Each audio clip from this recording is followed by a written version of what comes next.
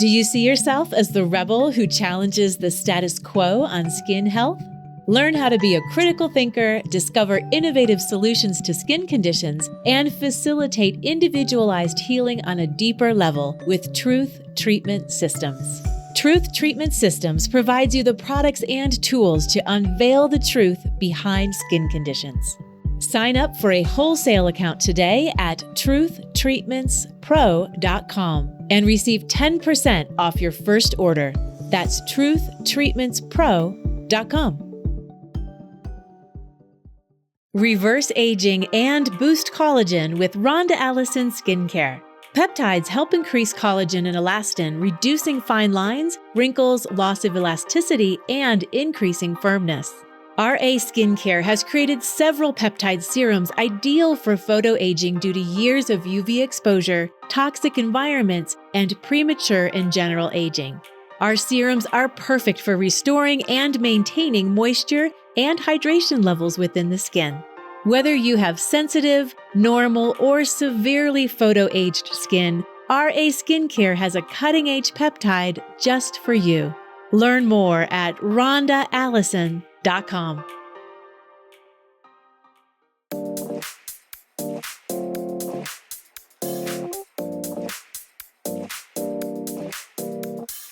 Hello and welcome to ASCP Esty Talk. I am Ella Cressman, licensed esthetician, international educator, and content contributor for Associated Skincare Professionals. I am Maggie Staszcuk, licensed esthetician and ASCP's education program manager. And shout out to summertime as we kind of wrap things up here. I had a good time. Did you have a good time? Totally. So sad summer's gone. Yeah, I encourage my clients to have a great time too, because now it's business. Let's get down to business. So we're here. We're on the cusp of peel season, or what was traditionally peel season. This is the time, whether you subscribe to the philosophy that peel season is only in the fall, only in the spring, or whatever, or your clients might, because things are winding down and people really settle back into routines in the fall, don't you think? Yeah. And I think to your point about peel season is fall, you're kind of like peeling away that intentional sun damage that you gave yourself a few months prior. Yeah. And that's what I tell my, go out, have a great time. And I still do summertime treatments. But so thinking about traditionally how our industry considers really the gold standard of our industry has evolved to peels as far as skincare. And it's wrapped around peels. Everyone wants to peel harder, peel deeper, but I want to peel. Like, these are all things we hear, right? And as I'm on my own journey, I was on the treadmill the other day thinking about this and thinking about an analogy. We talk a lot about the cell turnover rate. And I was looking at the speeds that I was walking or jogging or whatever. Let's be honest, it's walking. And watching other people in the gym and the speeds that they were going. And I thought about the cell turnover rate, and when we're in our 20s, how that might be like a jog or a run. But that's not sustainable. Things change. Now, all these other people around me were older. They were walking or slow jogging or whatever. So it made me think of being on a treadmill and then bumping up speed. And what would that do if it were just on the treadmill? What effect would that have on your body? Do you just hop on when you're cold? What else do you need to do? You can't be on a treadmill for perpetuity, because that's more to it than just jumping on a treadmill. You have to stretch. You have to make sure you're hydrated. You have to make sure you had enough rest. You have to make sure your joints are good. Your gait is good. Your posture, even on the treadmill, is good, or else you can injure yourself. So you guys know what I've been up to now. I've been at the gym. So it got me really thinking about the importance of, we put so much weight on exfoliating acids, be it alpha hydroxy acids or beta hydroxys or any of the other carboxylic acids as far as desquamation or exfoliation is concerned. But how much do we put on everything else? Not much, right? Right. So I've been reading a lot about minerals lately, and especially something hit me about a month or two ago as it was relating to minerals specifically with skin exfoliation. So this is not that paper, but in digging, because a rabbit hole, there was one paper that I thought had this great little excerpt. I want to share it. It's from the expert review of endocrinology and metabolism. And this part says calcium is a major regulator of keratinocyte differentiation. there's a calcium gradient, which is cool.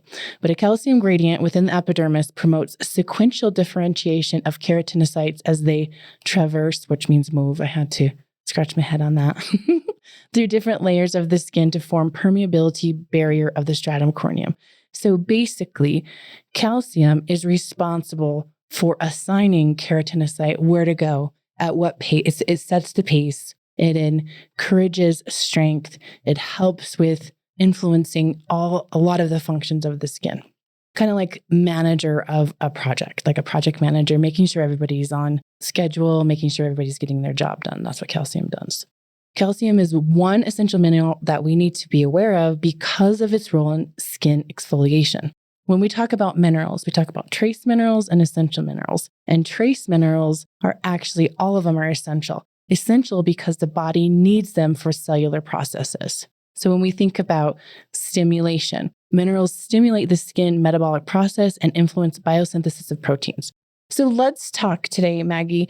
Let's talk about some of the minerals that the body needs and why they need them. Yeah, so when it comes to stimulation, minerals stimulate the skin's metabolic processes and it influences biosynthesis of proteins. This is going to be things like collagen, elastin, hyaluronic acid, filaggrin, which is responsible for barrier function, keratin, and some minerals to consider are going to be things like sulfur, zinc, copper, potassium, and magnesium. Another important consideration for minerals is immunity. So minerals act as the first line of defense against microbial infections, cell and DNA damage, and degradation in skin disease. Some minerals to think of is one that we use a lot, of course, if you're using physical sunscreen, is zinc. But you also see zinc used for acne treatments a lot because often with acne, the skin immune function is compromised. Then we also have manganese, boron, sulfur, selenium, copper, and magnesium. Magnesium is one of my favorite. Detoxification is another factor. Minerals help toxins and metabolic waste to pass out of skin cells, and it recycles damaged proteins into amino acids and into necessary proteins like collagen and elastin. So can't live without that. As some of the minerals to consider are going to be copper, iron, magnesium, and zinc again. Zinc is really important. It's essential. It is. But on that note, with the necessary proteins that you were talking about, Maggie, of collagen and elastin, copper is really cool because it inspires that as a communicator. But the influence of minerals on structural support too. So they contribute to the structural integrity of the skin by promoting that production of collagen and elastin. These again, like copper, surprise, zinc, and silica are essential for collagen synthesis and maintaining skin firmness. So not just protecting from the sun, but restoring some of that damage that the sun has degraded. Wound healing and skin regeneration, going back to your comments about chemical peeling, this is going to be really important.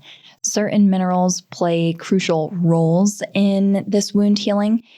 Zinc, again, aids in the formation of new tissue. It assists in wound closure.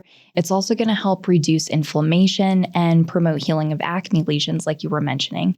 Copper supports development of blood vessels that accelerates tissue repair, making it beneficial for wound healing again and scar reduction. Our skin needs nutrition. So minerals provide this nutrition in the skin via osmosis. When we apply topical minerals to the skin, especially, because a lot of the minerals that we're getting are from our diet. But when we apply topical minerals to the skin, we're able to activate the skin's osmotic pump. And this pump draws blood, oxygen, fluids, and nutrients to the area that we've applied it. This can lead to maintaining optimal cell metabolism, which is super important, especially as we're turning up the pace on skin cell proliferation. So this supports that turnover, promotes healthy skin renewal, and some minerals such as magnesium are involved in energy production within the cells.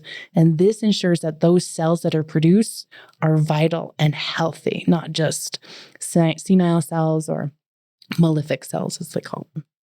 Hold that thought. We'll be right back. DMK is the world leader in paramedical skin revision education, with certification programs designed to give licensed professionals a thorough understanding of the skin and an in-depth study of the DMK concept of remove, rebuild, protect, maintain. Created by the botanical visionary Danae Montague King, DMK offers skin revision training and education for all ages, skin conditions, and ethnicities in more than 35 countries, harnessing the body's innate healing mechanisms to change the health of the skin. Learn more at DanaeMKing.com. That's DANNEMKING.com. Okay, here we go. Let's get back to the podcast. A topical mineral application, this supports the natural physiology function, but mineral deficiency can create skin problems. And I think we see this a lot in our consultations, but maybe not noticing or being aware, which is really important for why we're talking about this. Let's talk about deficiency. The skin relies on the circulatory system to supply the skin with nutrients.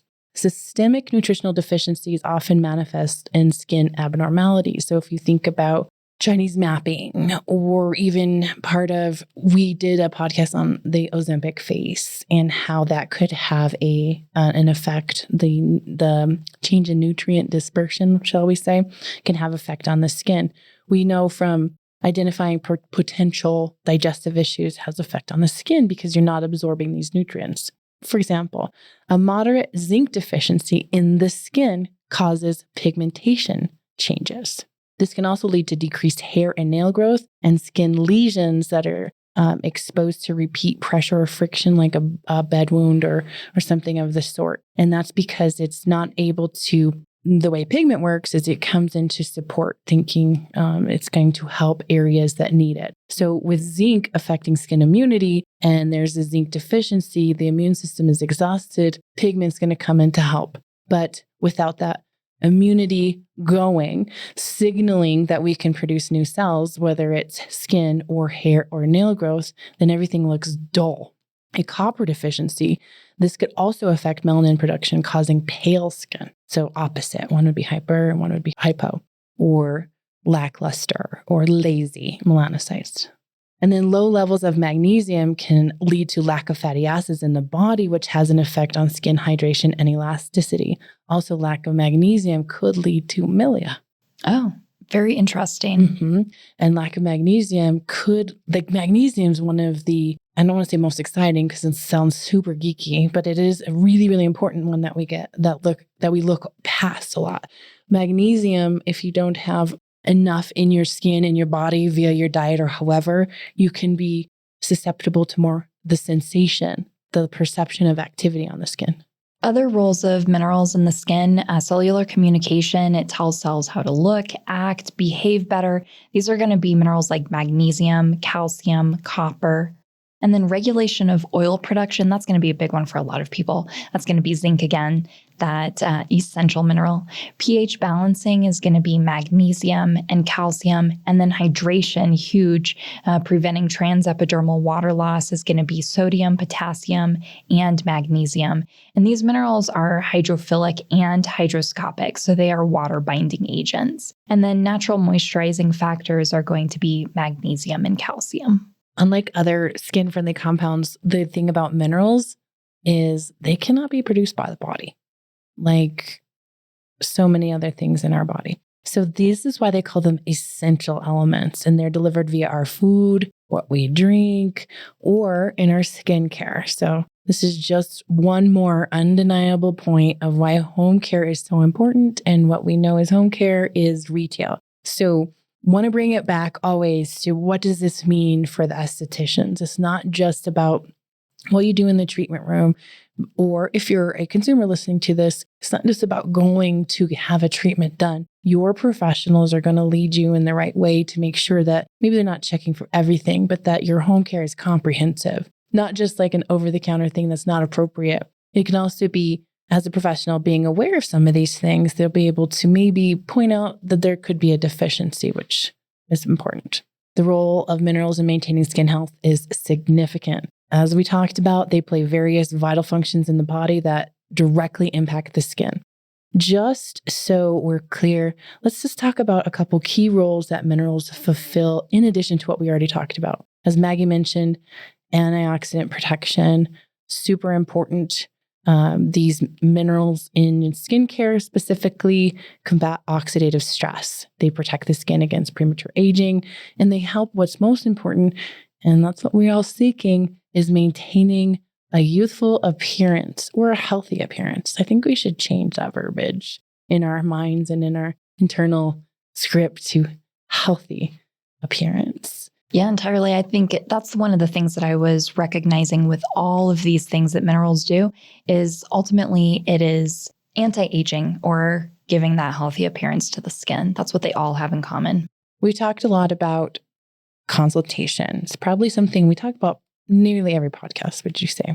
Something to keep back in consideration with our consultations, whether it's every visit or the initial one, is we're aware of what their lifestyle habits are. And we're not afraid to ask some questions like, what's your diet like? We're also well aware that they're probably going to stretch the truth a little bit. So as you get to know them, understanding all of the factors that could be influencing, they're in a stressful time, there could be some deficiency. So just understanding that an adequate intake of minerals is going to help the skin. And if you're noticing that maybe that's lacking, then increase the adequate topical opportunity. So in the treatment room or in your clinic room or with products that you retail.